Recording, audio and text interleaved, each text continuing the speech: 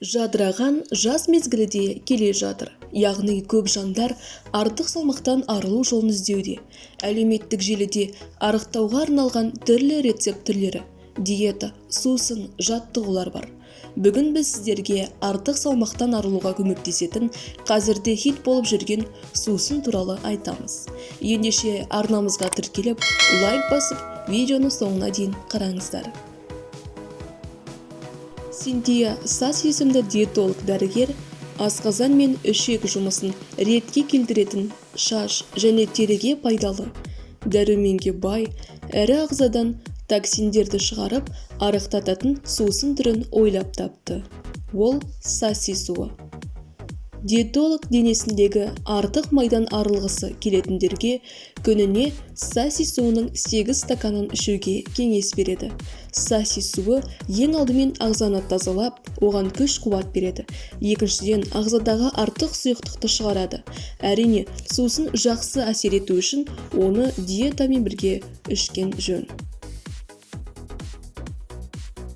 Саси суын дайындау үшін қажетті азық-түліктер: 2 литр бөтелкедегі ауыз суы, 1 ас қасық ұсақталған имбир, 1 қабығы аршылған қияр, ащы жалбыздан 2-3 бұтағы, грейпфрут немесе лимон.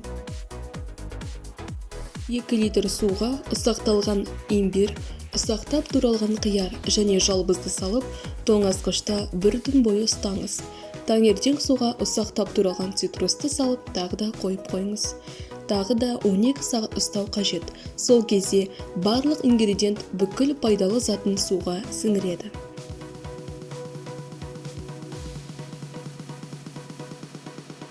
Алғашқы 4 күн саси суын көп мөлшерде ішкен жөн. 2 литр судың барлығын бір күнде ішіп қоюға да болады. Бірінші стаканды міндетті түрде таңертең аш қарынға ішіп, ал қалғанын күні бойы іше берсеңіз болады.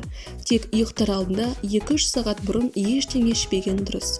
Содан соң 1 ай бойы саси суын 1 стаканнан күніне кем дегенде 2-3 реттен ішу қажет. Нәтижесінде сіз 1 айда 4-5 кг артық салмақ тастағаннан бөлек, ас қорыту жүйеңіз бен бет терісіңіздің ағарып, көңіл-күйіңіздің көтерілгенін бірден байқайсыз.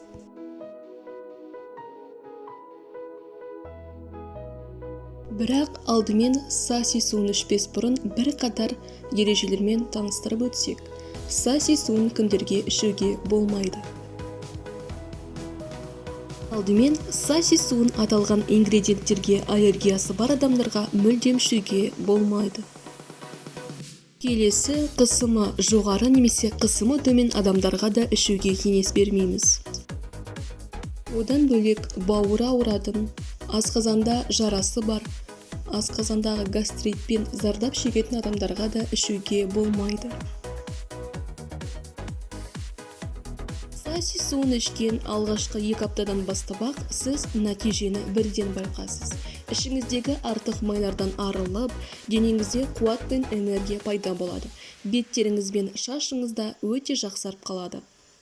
Ас қорыту жақсы жұмыс істеп, күні бойы сергектікті сезінесіз.